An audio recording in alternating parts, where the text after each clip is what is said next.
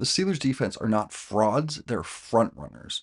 This is a horse that runs a race better from ahead than when it's trailing.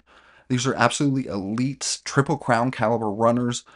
They usually lead races wire to wire, but if they happen to get bumped coming out of the gates or something and get a slow start, they can never recover and make up that ground. This is a great metaphor for the Steelers defense if you consider how they're designed. We've known for years that the engine that drives this modern iteration of the steel curtain is the outside linebackers. Whereas in years past, it was stopping the run, and Cam Hayward still keeps that torch alive with his ability to control multiple gaps on the defensive front.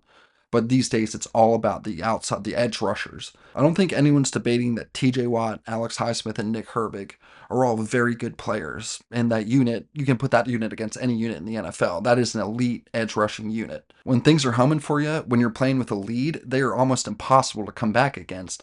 Because if you have to sit back in the pocket and wait for those intermediate and deep routes to develop, those pass rushers are just going to tee off. They're just going to have a day and embarrass you. If you're playing with a lead and you can just fall back on that old cliche, we got to get the ball out quick, that everyone says when they're talking about how they're going to attack TJ Watt. If you can do that and you can lean on your run game, you can pretty much eliminate the effect that this elite core of the Steelers defense has on the field. Another metaphor for you car guys, it's like this team has a ton of horsepower. When things get rolling, they can really, crank, they can hit 200 if they want to. But when things aren't rolling, they have very little torque. It's hard to get off the line.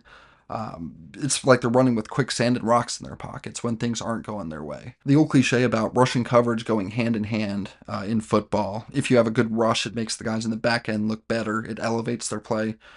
But if your guys up front aren't doing what they need to do, it's going to have the opposite effect of the guys in the back, and it's going to magnify issues that are happening back there. For example, issues in communication, just to name, I don't know, to pull something random out of the air.